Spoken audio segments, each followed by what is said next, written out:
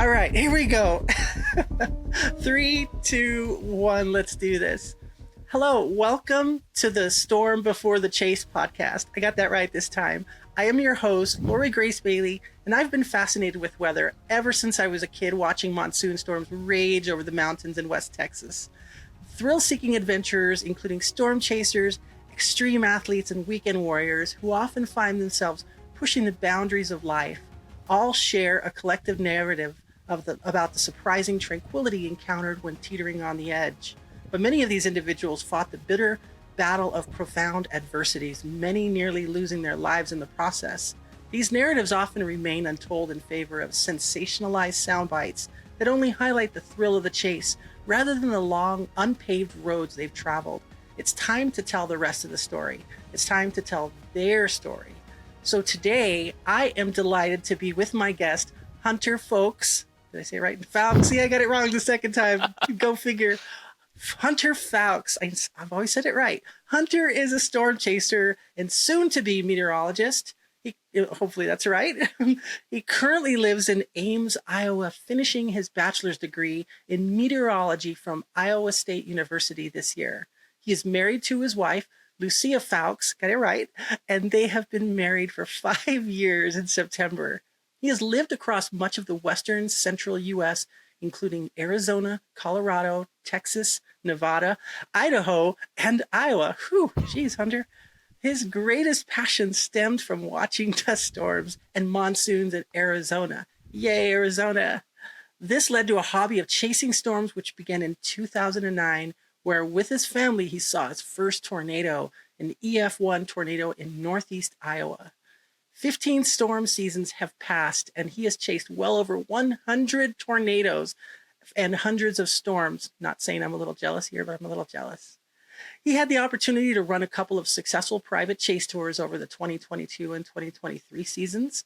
His interests expanded towards chasing a hurricane for the first time in 2020, Hurricane Delta, and is looking to chase storms for the rest of his life. He enjoys photographing not only storms and tornadoes, but also capturing the northern lights for 2 years across the mid-latitudes in the U.S. He enjoys spending time outside and going on adventures, whether it be mountain biking, hiking, skiing, etc.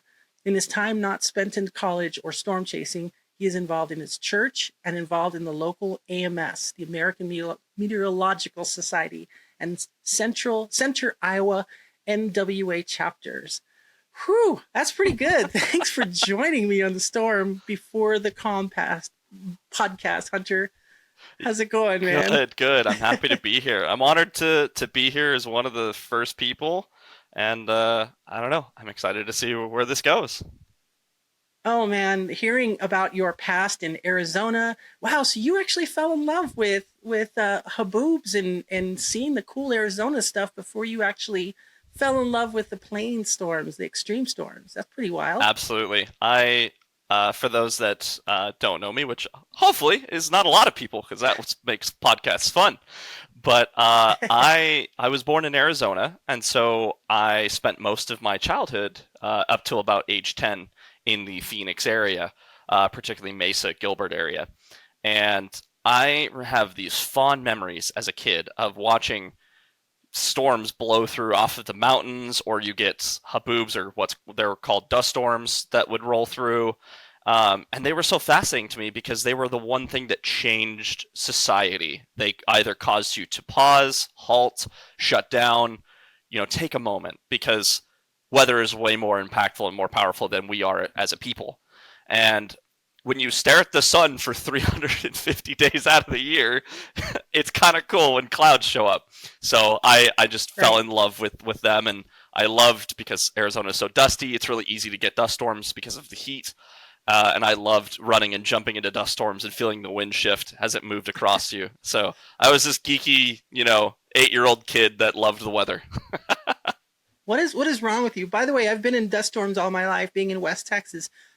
So you're telling me you like being pelted by millions of grains of sand at the same time? Absolutely. What's wrong with you? Absolutely. And one of the coolest experiences being inside of a dust storm is not the dust or the wind, it's the changing of light and colors inside of dust storms. Absolutely. And just seeing how society changes, the colors, the impact. Oh, It's dude. really fascinating. Isn't it crazy how the dust also acts as a by the way, this isn't a podcast about dust storms and haboobs, but I've allowed the haboob to actually overtake me, and then I get out and it's almost like you're on Mars, isn't it? Not only that, but I think it has a dampening effect in noise, and all of a sudden there's this deadness in this reddish landscape, and it's so surreal to just sit there and almost like you have headphones on. I don't know if you've experienced that, but if you get into a dust storm, don't drive into them or try to get out of them. Just let it pass you once that happens. Yeah, because I've seen many accidents. I'm sure you've seen lots of people that were driving in a dust storm. It's super, super dangerous. Probably one of the most dangerous things you can do in Arizona. But isn't that incredible to experience as it comes over? It's pretty wild, Oh isn't it? yeah, it's super cool. For those that have never been in a dust storm, it's similar to basically a heavy snow band, except it's way warmer and you don't want to open your mouth. Oh, that's true. And cameras too. If Yep. you let your camera just get coated, oh, forget it. Cover When everything, you go to eyes, take them, nose, mouth. right? Just don't. And other little parts in your body that you have to wash out that you'll feel them everywhere. And in your teeth, it's not fun. But enough about dust storms. We could talk all about haboobs. I love haboobs and I cannot lie. So let's not even go with there. But so you did tell me a little bit about how you fell in love with storms and meteorology. How did that continue to grow? You know, as you said you were experiencing storms in Arizona and stuff, but how did that continue to grow? And how did that grow into not just a love for storms, but a passion to actually chase them? Right? You hear the Weather Service. There's a motto that the National Weather Service says: "When thunder roars, go indoors." But when thunder roars, Hunter stops at go. Right? When thunder roars, go, Hunter. That's what your motto is, kind of, right? Basically, uh, it honestly, the how I got into storm chasing really does stem from the desert monsoons. Um, and I remember the first time that I saw hail, actually, which funny enough was also in Phoenix.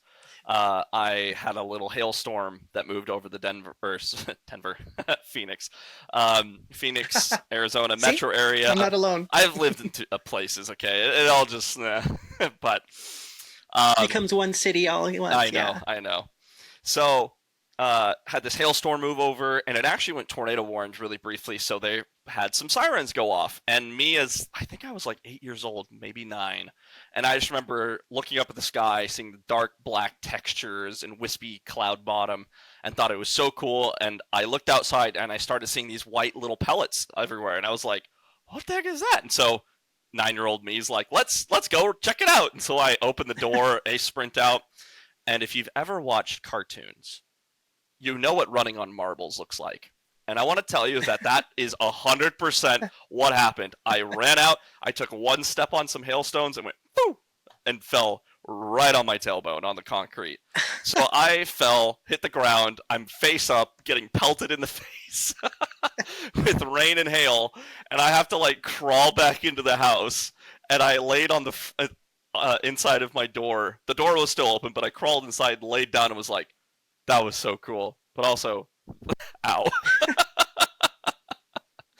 And so something happened, maybe a little brain damage Maybe, after you maybe fell that's what that it is. decided to, I have to go chase tornadoes now. Is that what happened? I mean, No, I holy wouldn't say cow. it's probably that route, but I did have a nice bruise on my butt for a bit of time. But that was just like Wow. one of those experiences that happens in life that makes you think, wow, this is actually really cool, and it kind of sticks in your mind. And as I grew up, I watched the Weather Channel a lot. There were a lot of infamous tornadoes and hurricanes that happened in the early to mid 2000s that really captured my interest.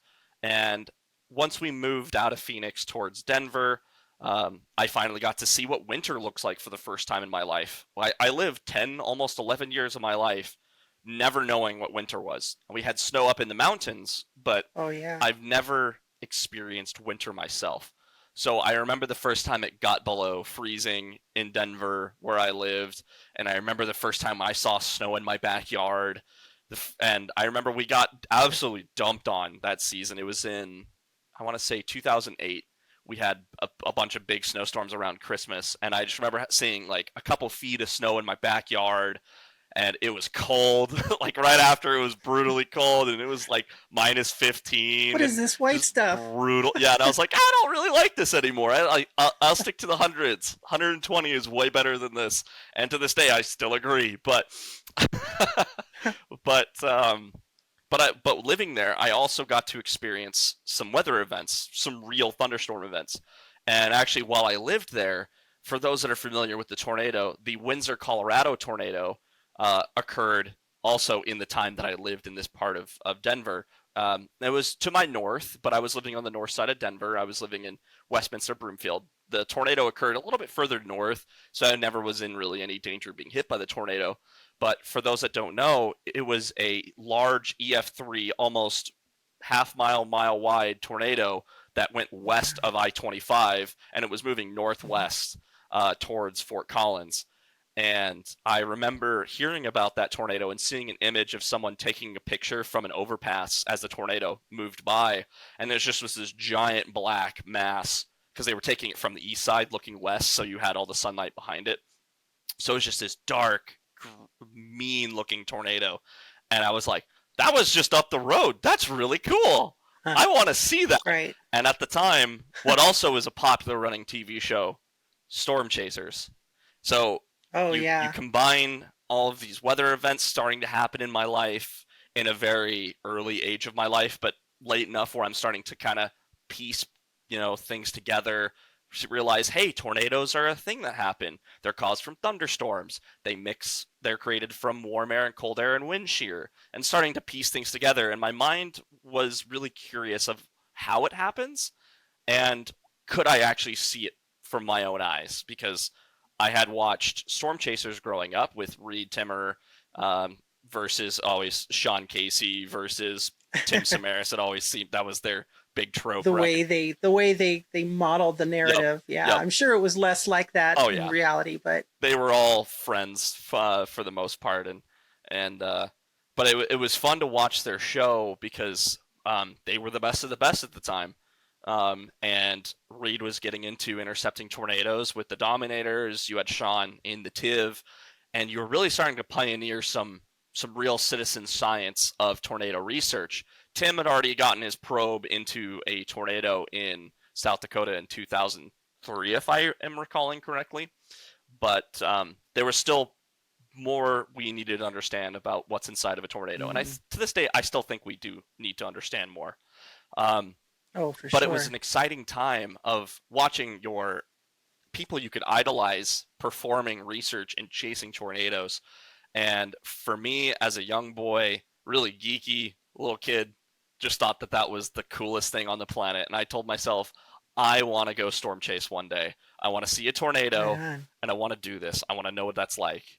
And not too much longer after Huh. that point, a couple of years would pass where I would then move to Texas, have more severe storms and hailstorms there, and then to Iowa, where I lived in Cedar Falls, where I would finally have my first opportunity to see a tornado.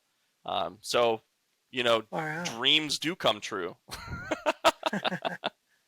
Wow. So you've moved all around, but you could tell that even from an early age, from being in Arizona, the fascination was always there on weather and hooked on weather. Were there things, I mean, that can't be easy either for a young kid getting moved around all the time. And hey, I just started establishing a group of friends, and now I've got to do it all over again. Now I got to do it all over again. And now I got to do it all over again. How did that come to play in Hunter actually going through, not only geeking out about chasing and wanting to learn more about this, but did you find it hard maintaining friends? And once you did you have to redo that each and every time? Was that kind of a tough time to go through as you were doing that? And so learning to kind of geek out in a way and kind of obsess over storm chasers and all the cool things that Tim Samaras and Reed and Sean Casey and everybody that was involved in that, was that kind of a way for you to, just kind of a catharsis for you to live, vicariously through them? I know it was for me. Growing up, I wanted to be I actually wanted to study tornadoes at Texas Tech because I know there was a crew, uh, a group of people before storm chasers even came out, and I think they were called tornado trackers or tornado chasers or something at the time. And I was in high school thinking I want to do that, and life takes you in different paths. But I'd like to know, how was that growing up and just being constantly uprooted and moving around? How did that feel? How did that make Yeah. you feel?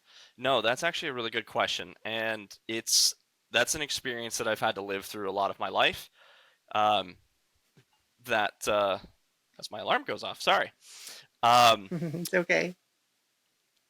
you're absolutely right. I had to go through that process a lot in life, and it was through a pretty important period of my life, to say the least. I think the years between 8, 10 years old through probably about your early high school years are a really important year for a kid to go through social development and ability to make friendships, connect with family, and spend time with them. And if you're able to do that and that is your life, then you have a very great support system through life.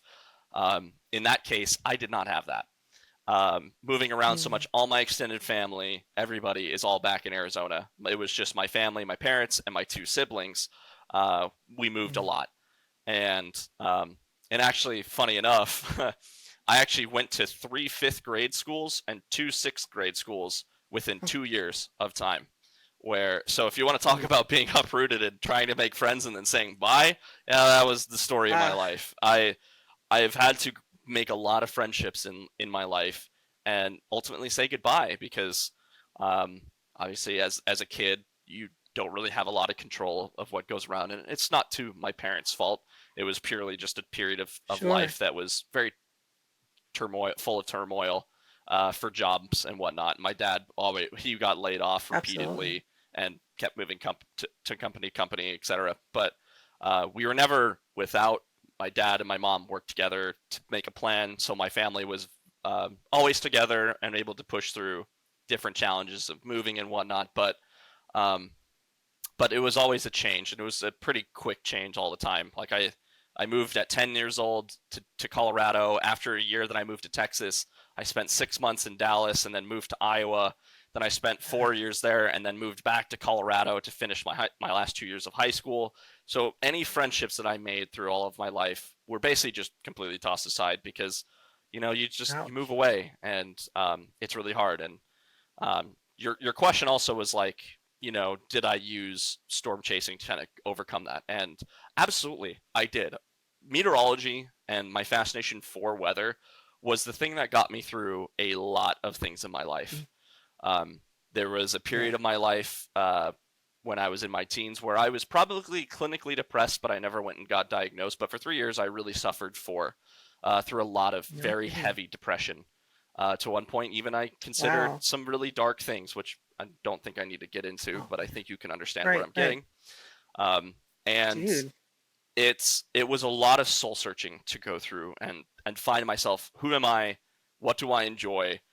What really matters in this world? And to Wow. me, the only thing that burned bright was the ability to my family's support and their Hmm. enthusiasm for me and what I enjoyed. And for me, that was a combination of obviously my church and God, and then Hmm. secondly was my passion for weather. Nothing else mattered. It doesn't matter how much I was bullied. Doesn't matter how much what people thought. Doesn't matter if somebody says it's stupid, dumb, waste of time, money. It's a waste of your life. I don't care. Yeah. Nothing else matters because this was the thing that anchored me and gave me purpose in my life. And when I Dang. decided that, hey, meteorology is the thing I want to do with the rest of my life, and I want to go to college and get my degree, and potentially, go into that field, it came from those core moments when I was very early in storm chasing, and I was going through elementary school, middle school, and into high school, that I told myself, hey, it does not matter what people say. It does not matter what they think. They could say whatever they Mm. want. Their words mean nothing because this is what matters to me. And from that Right. point on, I've still dealt with challenges and experiences. of people telling me that, hey, you shouldn't chase this because it's dumb. Hey, you shouldn't chase this because it's far Mm-hmm. away. Hey, you shouldn't do this or you shouldn't do that because I think that. And it doesn't. And in the end of the day, Yeah. it does not matter what somebody else thinks. If something is fills you with life, fills you with purpose, gives you a reason to wake up Mm. and get out the door, who cares what anyone else has to say? My only thing is go Jeez. make a difference in the world and go make something Mm. positive. Go do something good with your life.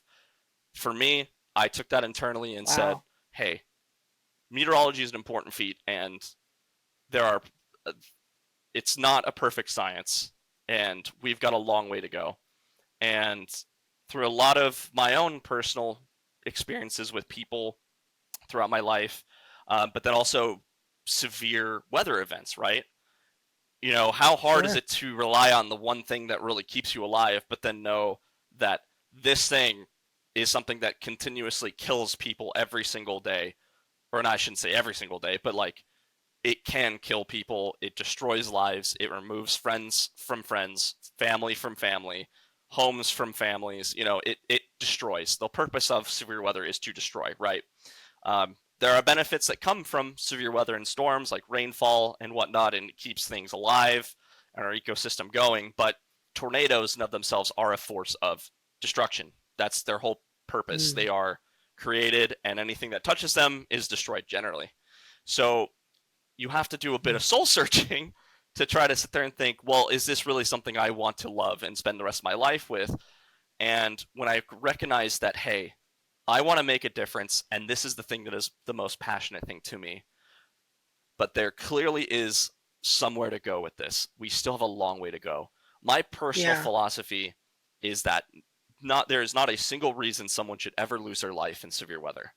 There are Mm. situations that obviously there's nothing you could do, and that's it. But I'd rather know that someone did everything they could and still lost their life than knowing that they were negligent or uninformed and lost their life, because that was preventable and that is unacceptable. And so throughout my life and my storm chasing and whatnot, I've been in several search and rescue situations of pulling people out of rubble. Um, Fortunately, a lot of my tornadoes Mm. that I've chased have all been non-killers, so it's great because that means, hey, that's what Mm. insurance is for. We can repair buildings, we Right. can repair roads, we can build back structures, but we can't replace somebody. And Mm. um, only one tornado that I've seen has actually killed somebody, and it was the Winterset 2022 tornado here in March.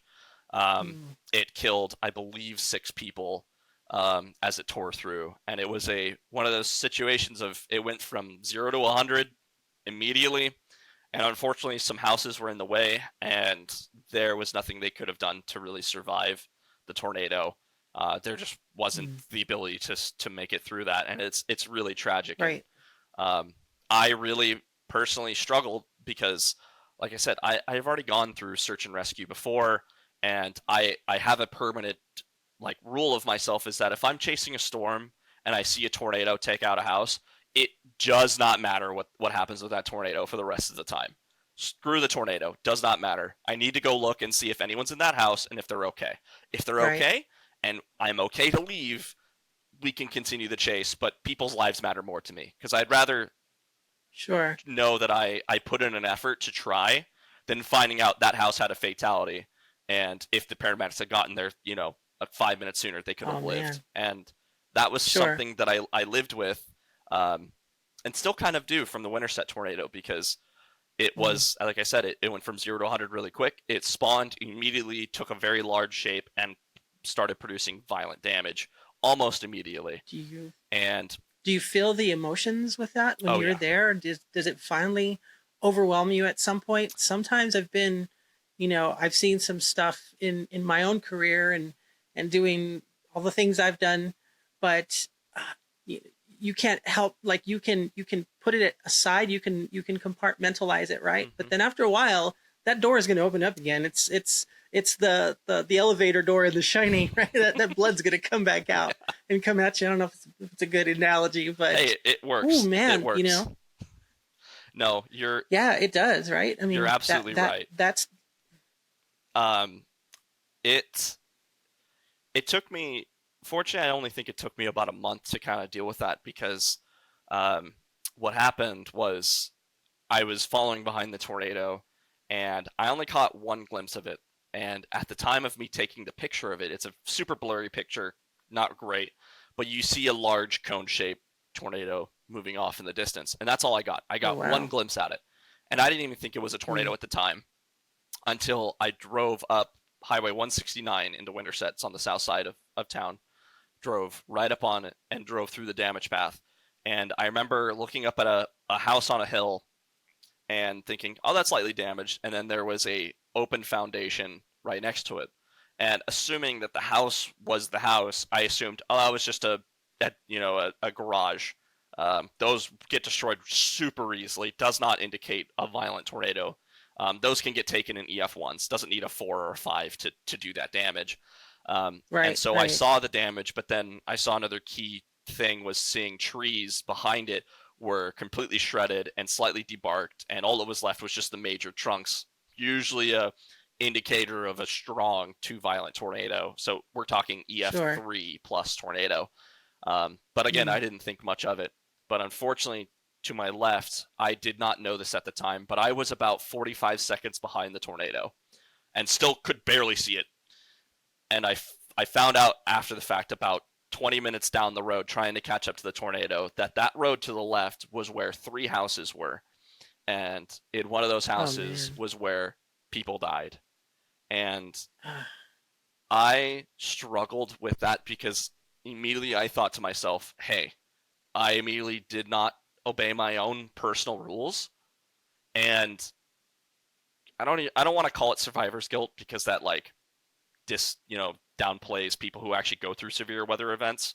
But I had this mhm. guilt thinking, why didn't I stop? Why didn't I go look? But the answer is I didn't know, right? How would I have known? They're not. It's not take look clear Sure. and you see an open foundation. I've never been to the area before, so how would I know that's a house? How would I know there were houses Right. down that road? I wouldn't have known. But if you drove just down that road, three houses, and one of them was completely wiped away off the foundation, and that was where the EF4 or 170-mile-per-hour wind damage Holy indicator came from. moly. And I struggled for that, and still kind of do. It's still in the back of my mind, I but can tell. knowing It. that hey, someone lost their life, maybe by some miracle, me being there 30 seconds Mm. faster could have saved their life. I don't know, and I'll never know. More likely, probably not, but I'll never know that, and I have to live with that. And that's something that a lot of storm chasers deal with for those that chase tornadoes Sure thing. regularly. No, you're absolutely right, and you're a storm chaser. First, you happen to be a, you know, a almost all of us eventually are going to be thrown into the role of a first responder, right? And that's not something you sign up for, or most storm chasers, young or old. I mean, I started this, just what 7, 8 years ago, just chasing monsoons and stuff. But in throughout my career, I've seen stuff as a first responder, just things just that you're just thrown into, but you're expected to do that, right? It's your job. But when you're a storm chaser, you're doing this as a hobby. And I've seen that I'm just going to go there because we've seen that kind of some of the Twitter drama fests in the past. People start, questioning, well, why didn't you stop? Why don't you stop, or do you stop? Yep. And there are some people who say, I don't have the experience. I don't have the mental capacity to do that, and I really don't want to get judgmental into every single person. I don't think it's anybody's business but your own how you choose to decide to respond to that. But I'm so glad that you're talking about it because you were kind of you were thrown into that position once it happened, and then now you're left to deal with those effects, right? I think that's important to understand because, ooh, I'm trying to prepare myself for that because of experiences like people like you telling me this. And I've seen some storm chasers that are still recording as they're going into, uh, some of the damage zones where people are injured and stuff. And I watch a lot of those. I watch as many of those as I can because it's giving me an example of what to expect. And it's not very pretty, but at the same time, while I can still love and still focus on the chase and all of the technical aspects of it, I do want to be mentally prepared for that because I don't think we talk about the mental anguish that we experience and the mental highs and lows as storm chasers, it often shows. We're often talking about that. We're thrown into this fun hobby, and at the same time, we don't realize that we're bringing our past experiences, like you talked about, from being bullied to being whisked around the country, but having those things that ground you, I think, are so important. And I did want to ask you about, this is my podcast. I can talk about whatever I want, but you talked about your faith also. And I'm not afraid to get away from that. If somebody is grounded in whatever it would be, I think faith is important to a lot of people. And you've brought that up. And I think in many times interviewers are afraid to go there, right? But I'd like to ask you about that too. How has both your faith and your family helped, I was going to say grind you? No, not grind you, ground you.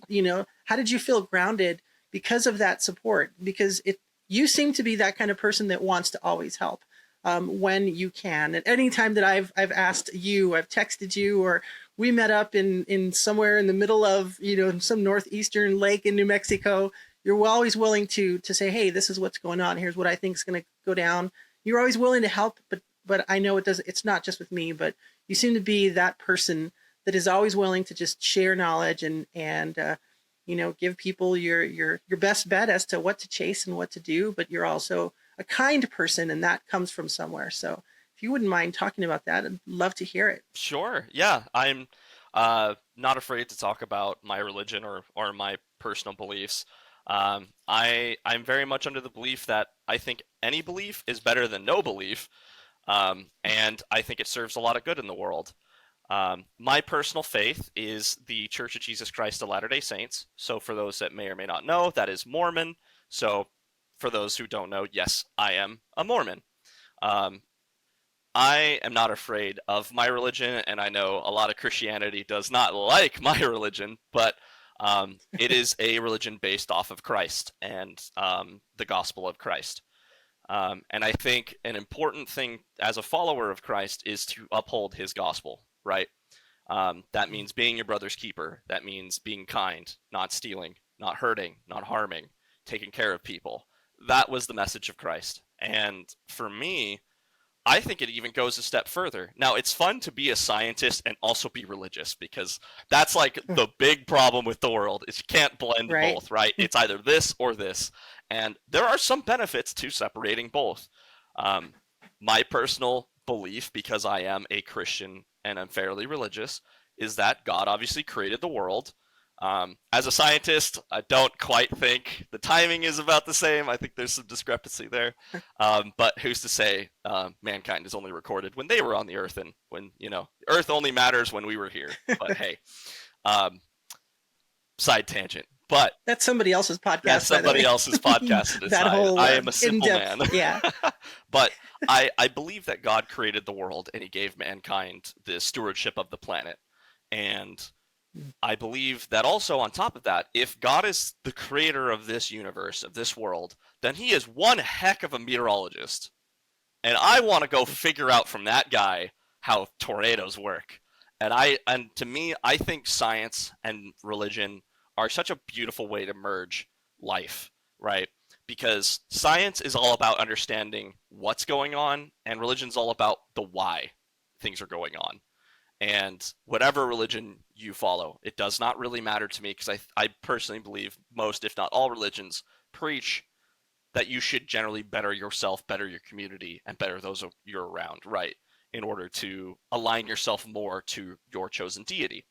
So in this case, as myself, speaking only for myself, I see that as a way that we can take what I know and save people's lives and improve their life here on this world.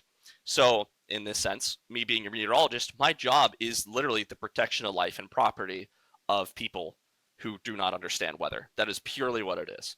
And going as a storm chaser, I am super fascinated by the weather, and you'll find me next to the next tornado, 50 yards out, screaming like a wild banshee, having a great time, because that's what I enjoy.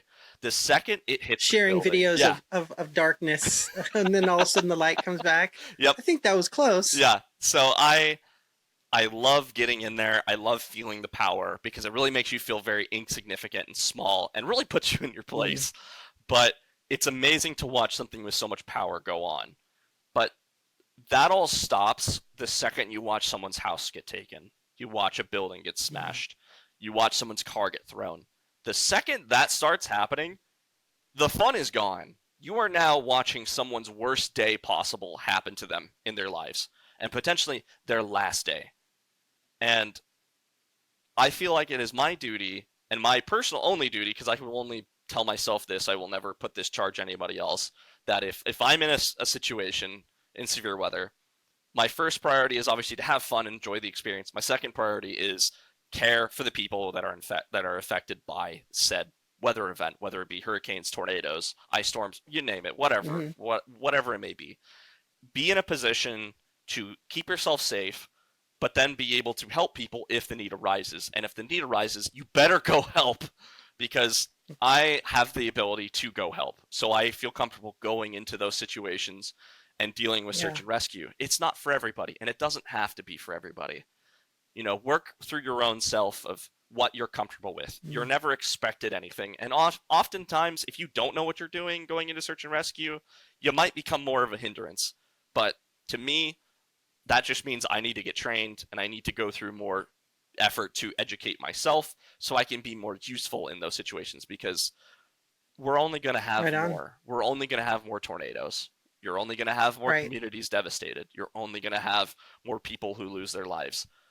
That's something we can't really control. It's frustrating, but we can't control it. But what you can do is make a difference. And so, with my religion and everything kind of tying this all back, um, I believe that I'm that way. I don't think anything in meteorology needs to be a competition. I personally believe that Mm. we can all share and work together, whether it's academia, storm chasers, anybody, just everybody. I think we can all work together to save people's lives, because that's what really matters. And yeah, Sounds like a calling, like it's grown. Your passion for chasing has grown into a calling to also continue to pursue meteorology, not because it's fun, because I don't know why you guys do that, because I suck at math, and my first class I would probably be like, yeah, I'm just gonna go chase storms, screw that.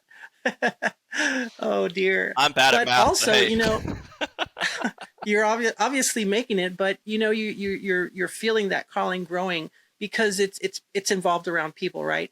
You're the passion is for the skies, but then it comes down to wanting to learn, wanting to do this as a career, because you want to help people, and it comes down to that, and that's kind of who you are as a person, which is why when you volunteered whatever to be the first guinea pig, I was super excited to even do this.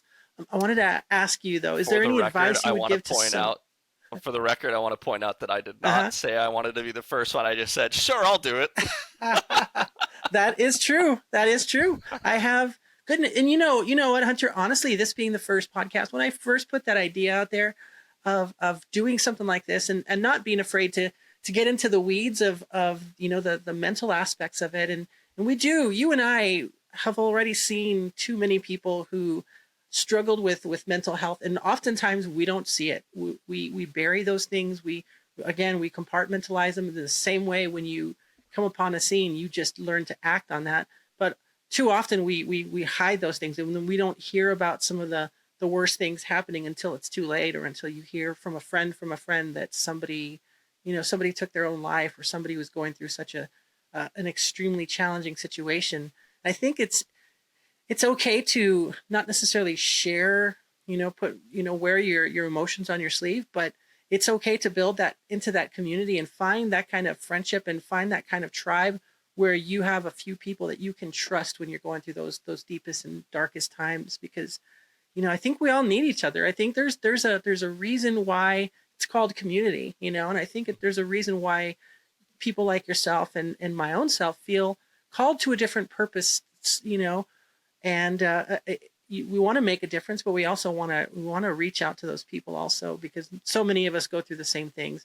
And I think being able to tell your story, that and um, share how other people aren't alone, right? Like, I never knew what you were telling me about how you endured that, and the different things that you had to go through. but you had that support that you needed, and you still were able to focus and grow um, into making it, right. We don't just arrive at making it. We don't just arrive at the top of the mountain. Sometimes there's a lot of hiking to be done, and I want others to know that too. I wanted to ask you, by the way, um, is there any advice you would give to someone facing their own challenges or hardships? Sure. Yeah.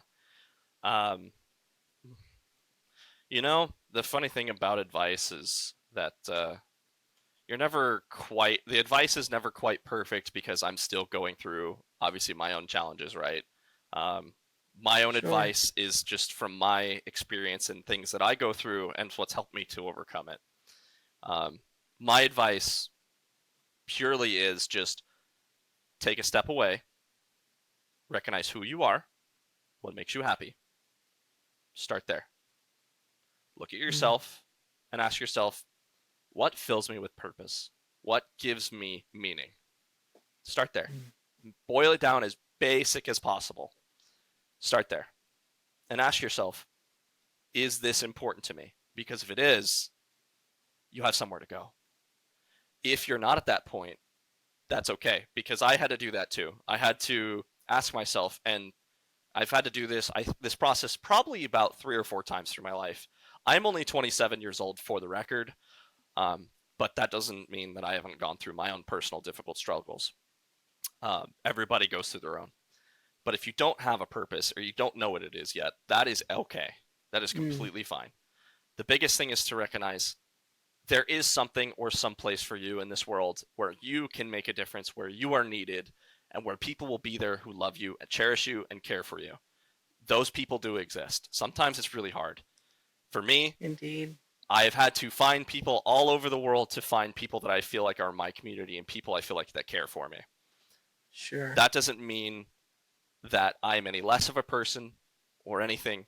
It just means, hey, you might have to put in a little more work, but that's your struggle. Somebody else's might be different. Just focus on the key things, boil it down, find what fills you with happiness, what gives you purpose, and what's something you want to work towards. And it's okay if you have to reinvent that every time. Like, it does not matter how Oh many yeah. times you have to do this process or anything. Like, I'm still Right. redefining who I want to be or what I want to do. And actually, funny Yeah. enough, I'm probably about to go through that again as I finish college, and maybe Right. some point, obviously, raising a family will be something in my future as for my wife and I, and that'll be a whole other challenge to deal with in the future. it's But it it's okay to be that Forrest Gump when he's been running across the country. It's okay to finally stop in the middle of Monument Valley and go, yeah, I don't think I'm going to do this anymore, right? I don't think I'm going to do something different. yeah, that's the beauty with life, is that you can take a pause and go, okay, I'm here. Mm, Let's acknowledge the progress I made, and let's cherish that. Let's celebrate that. Let's see where we can go from here.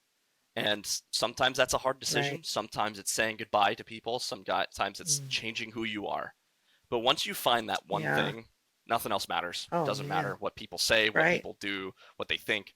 It doesn't matter, because that is who you are, and nothing will ever change that as long as you don't change that. Right, So, man. That's living authentically, right? That's being true to who you are, and just no. I keep seeing so many. Sometimes I get obsessed with watching these videos about or reading stories about people near the end of their lives, and what do you regret the most? And they're like, just doing the things that I wanted to do and not doing the things others wanted me to do. And it seems to be that common theme is that they regret not just going for it because they had nothing else to lose. It was their life. It was their quarter in the. And I don't know about that. I'm aging myself. It was their quarter in the video game, right? Playing Defender, and for those of you who ever played Defender, what is it? Donkey Kong on the console, Mortal Kombat, all these wild games back in the 80s. Don't hate me. Give it. I dated myself. That's okay.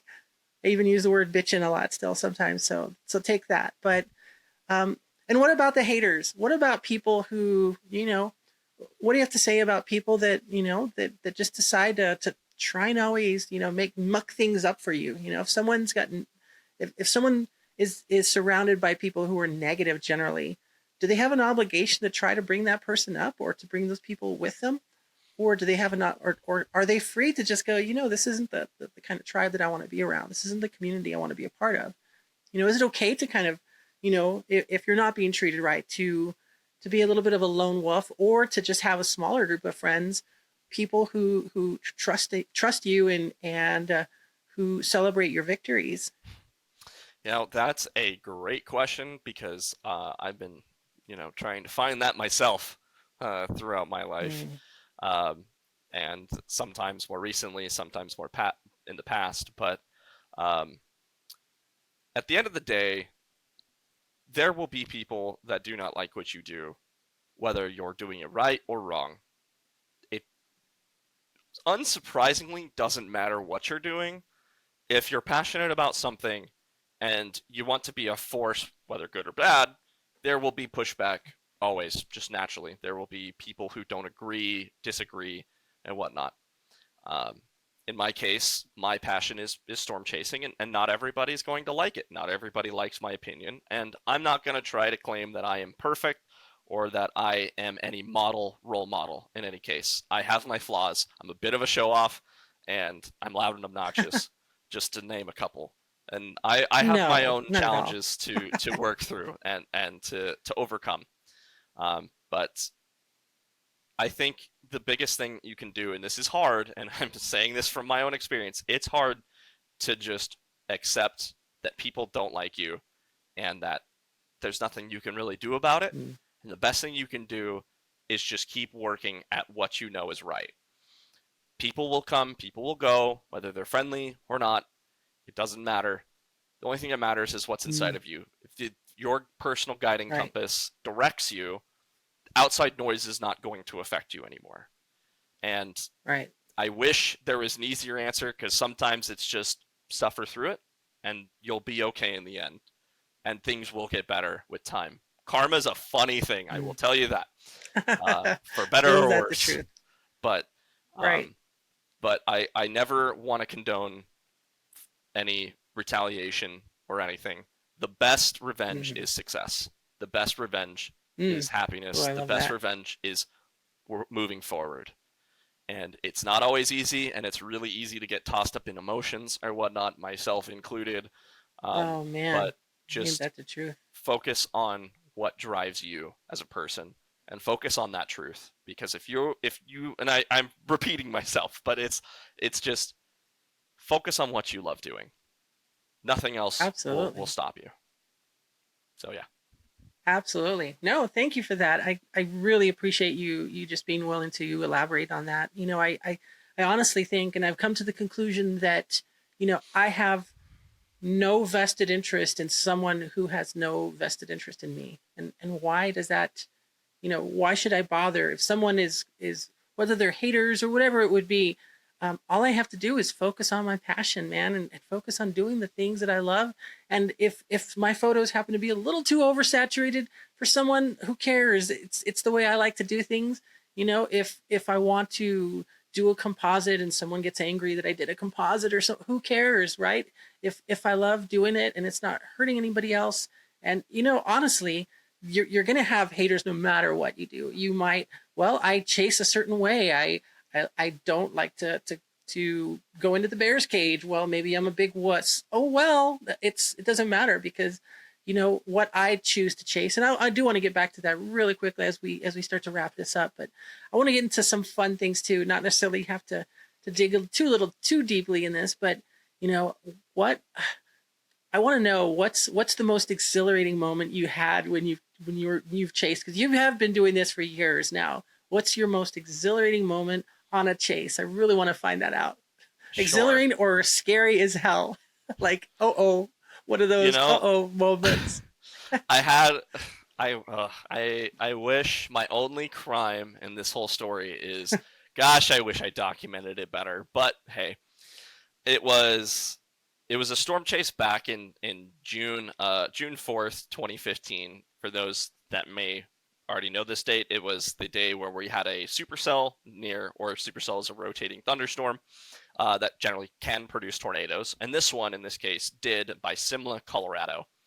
And this was a day, so this was right after I graduated high school, and I wanted to go chase because all my family was busy doing stuff, and everybody's in, you know, first month of summer break past high school. You made it. People are moving on to college or doing who knows what, and we're all just living life. And we had a storm setup come up uh, that day, and I remember having a deep feeling in my, I'm going to call it my gut, trust your gut feeling.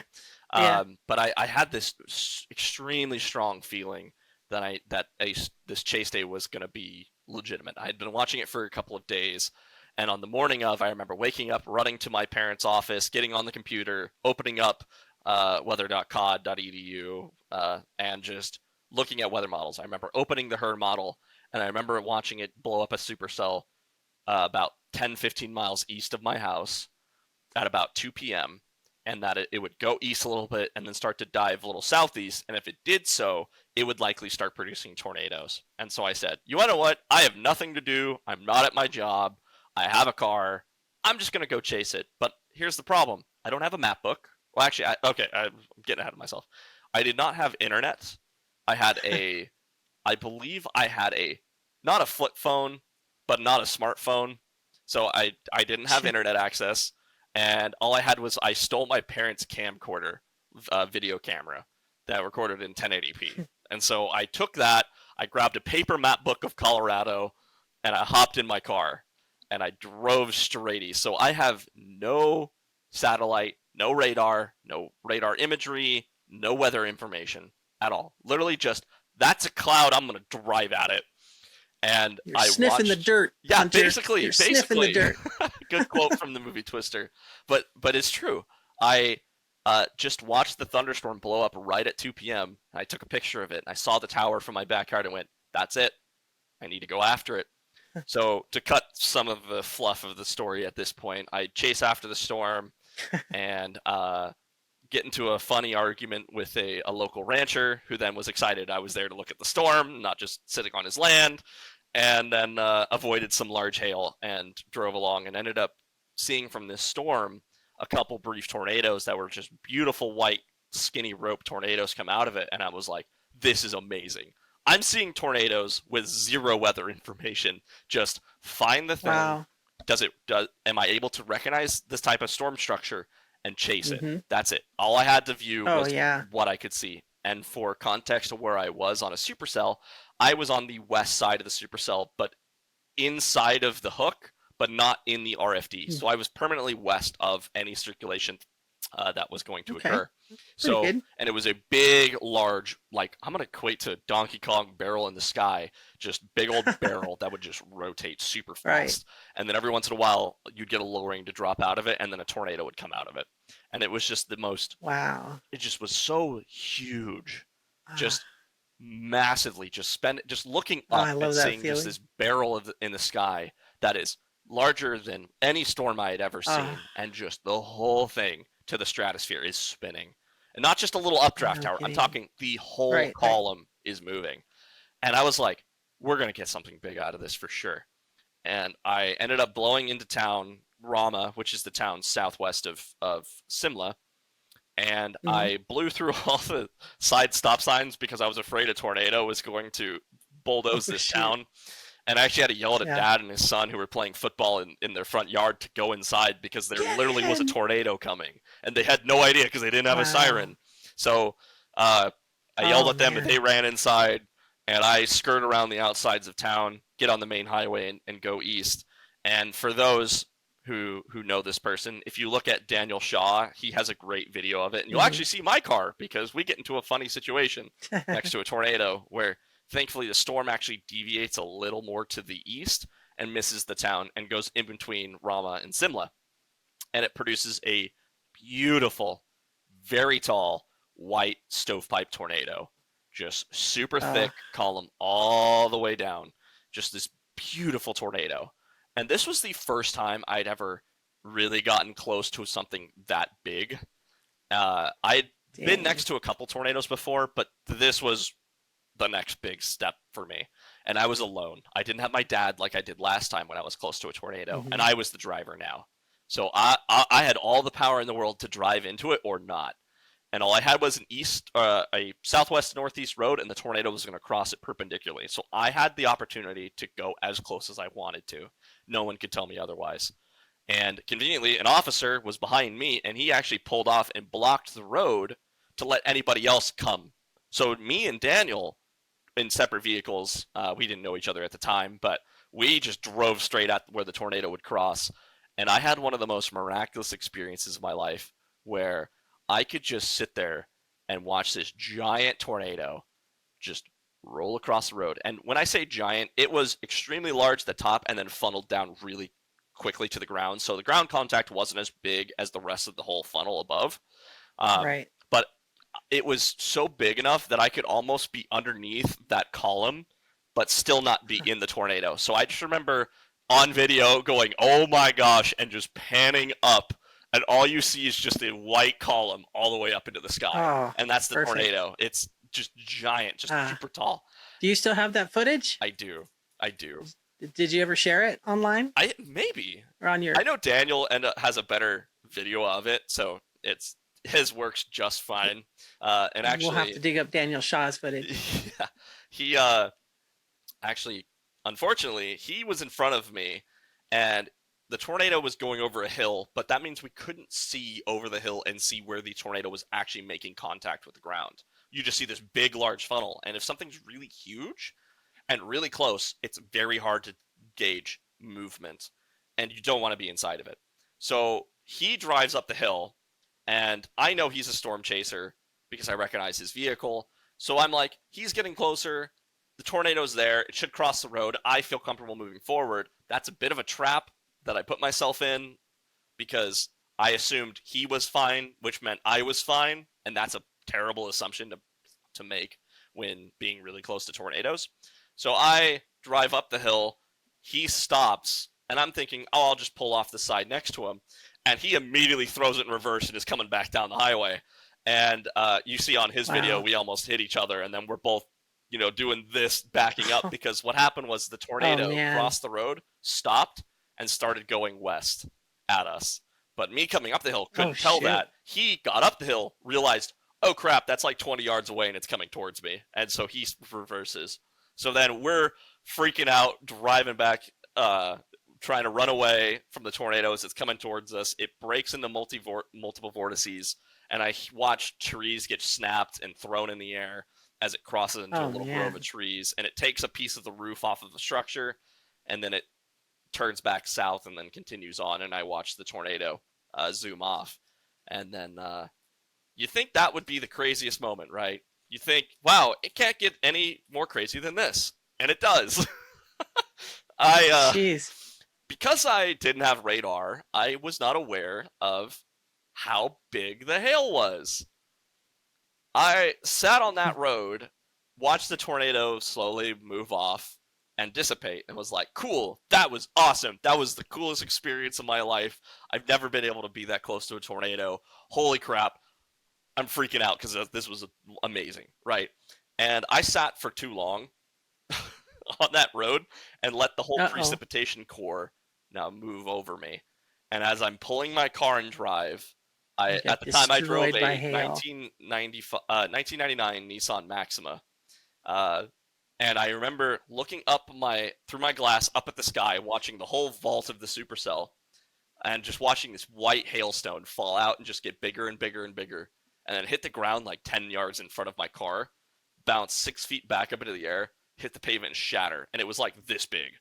And I'm like, oh no. And I look up and there's just more. Time to get out of here.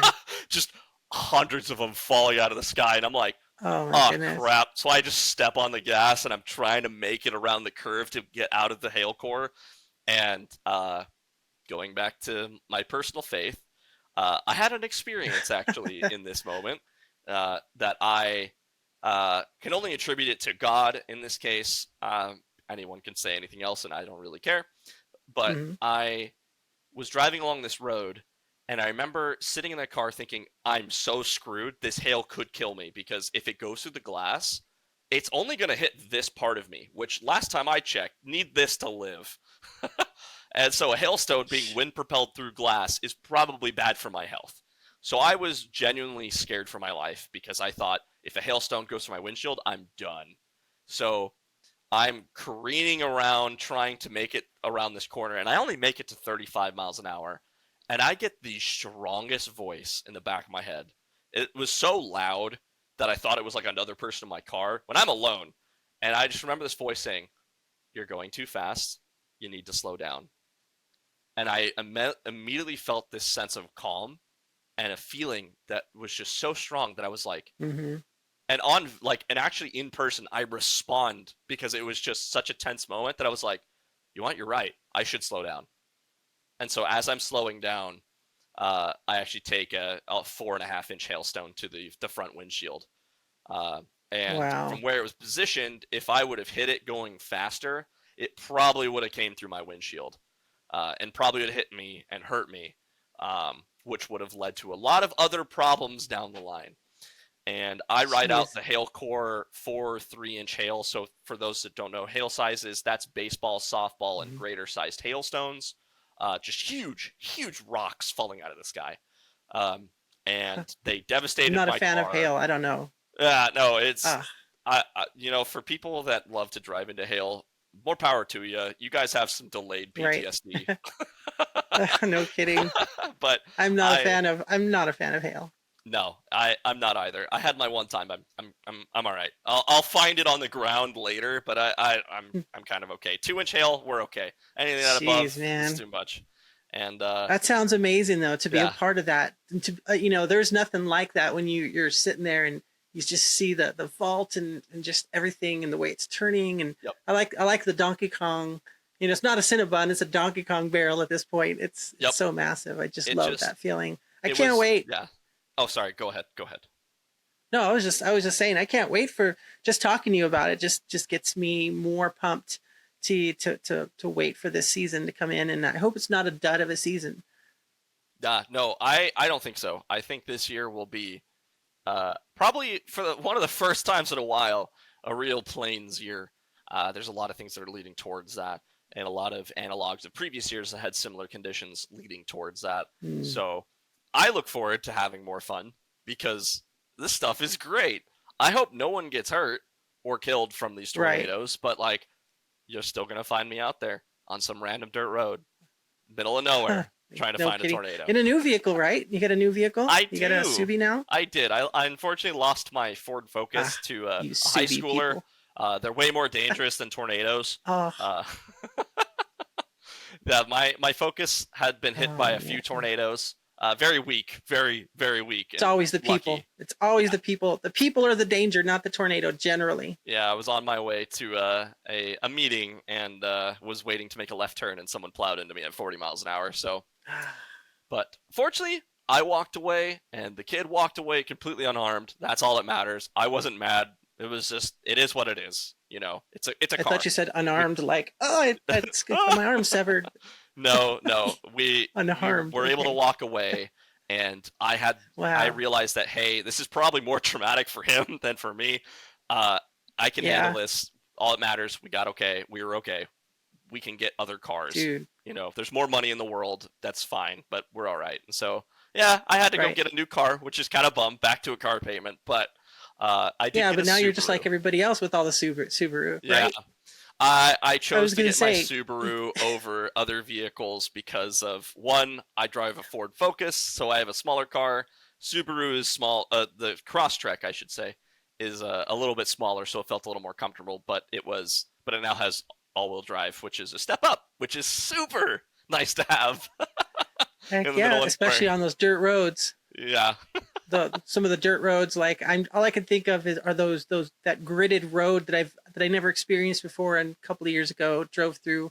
Thanks to Jen Walton and John Serlin, they're like, "Oh, this is a great road. These are great roads," and they're in my little CRV. They were really great roads, oh, but good. you've got a giant hailer coming down from Holyoke or whatever, that Holdridge, one of that area, and just marching south. You don't have a lot of time to navigate those grids. I was not a fan. Let's put it that way. I like the hard top.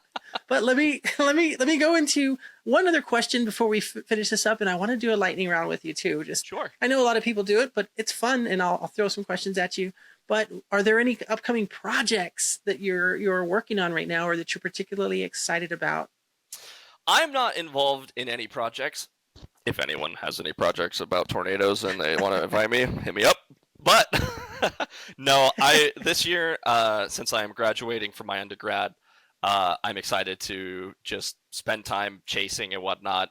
I might be out with some of my classmates because there's like a storm chasing class that our professors put on for one of our courses. So I look forward to potentially being a part of them. But otherwise, yeah, just being able to enjoy not having my life defined by exams or grades.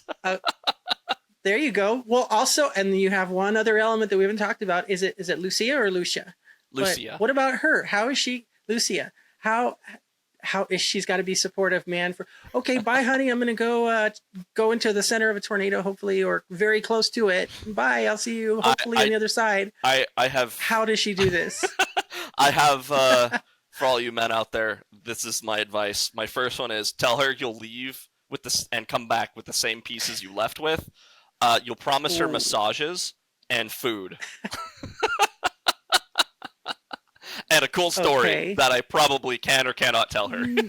I don't know if that's going to cut it, Hunter. I don't know if that's going to cut it. It works. There's got to be more. It works for us. So funny story, some little context. She loves Costa Vida. It's like her favorite. I won't call it fast food, but it's like fast food. And she just adores the place. And conveniently, because I live here in Iowa, I have to take 35 to get back into the plains. Well, that takes me through Kansas City. There's a Costa Vida there. So whenever I go chase, I have one rule. I have to swing back through KC, grab some Costa Vida, drive it 3 hours back home to her. It's cold by then. Yeah, she gets like a salad anyway, so it's totally fine. What? Yeah, but she needs to up the ante a little bit here. Oh, trust me, if you go to Costa Vida and try the sweet pork, it'll change your life. So I bring her some of that. I spend some quality time with her, and I give her a massage, and tell her some fun stories of what I've been up to, and she tolerates it. Good for her. She sounds like a really great person. So that's awesome. She is amazing. Really... So yeah, good. We'll have to delve into that one of these days. But let's go into a lightning round just before we end up here. Mountains or oceans? Mountains, easy. Okay. NATOs or structure? Definitely tornadoes. You suck. I knew you were going to say that one. I asked you a long time ago, hey, well, how do you like shooting storms? And you said, what did you say? Get up close, shoot wide, right? Yeah. My motto is get close, shoot wide. And if it fits, you're not close enough. Shoot wide. Yeah, I don't know, man. I have a 12mm lens for Pete's sake, and that's still perfect. I still enjoy getting back so I can see the overshooting top. You're not going to see that from underneath the base. Depends on your their perspective. own, I guess. No. That's true. You can do it all, right? You can get close. You can still step back like me, a little coward out there. Oh yeah, there's Lori 30 miles away from Grady looking at the tornado warning storm inside. But there are so many ways crazy to chase. People are. Get close or be a structure hippie. That's just two of the ways. Yep. So many ways to chase. It does not matter how.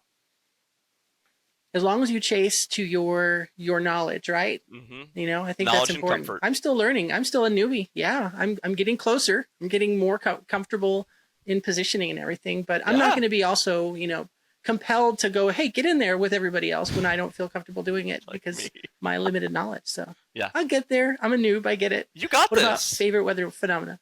Exactly. Favorite weather phenomenon. Not tornadoes. Oh, dang it. If you exclude tornadoes, dang. Lightning round. I'd have to say probably hurricanes in that case because something about being in an eye wall is a magical experience. It's so different than any other type of thunderstorm on the planet. So. Nice. Okay. All right. That works. Yeah. One word to describe the feeling of conquering a challenge. That feeling of conquering a challenge. Relief. Honestly. Relief. Just knowing that you did it and it's done. That is a Heck yeah. reward in of itself, honestly. Mm, nice. Sunrise or sunset? Ooh, sunrise. Okay. Ooh, I kind of like sunsets, but top item on your bucket list. Ooh, probably skydiving into a hurricane. Oh gosh. It'd be the And most I boring have to thing go ever. make a skydiving into a hurricane. Okay. Eh, Wow. Oh, into a hurricane. I get yeah, it. Yeah, the eye is that's calm, so it's boring. so you have to jump on the flight with the NOAA crew, right? That Oh yeah, flies into give the me give me a hurricane. dropson that measures all the atmospheric stuff for you, and I'll just go down with it. Easy. Oh my goodness. Okay. So since we're off the rails, it sounds like a perfect time to wrap this up. Hunter, I appreciate you. I appreciate being able to just kind of get into the weeds with it with you for a little bit. I appreciate all the knowledge that you're just so willing to share. This was a great time. I hope people got something out of this. I think it's important to tell our stories, right? And I think I know you a little bit better than I did, an hour ago. So I think that's really a really positive thing. I think we need to keep going and keep pushing forward, right? Mm-hmm. Any last things you wanted to share with people? Any kind of a favorite quote, or what's a favorite Hunter quote?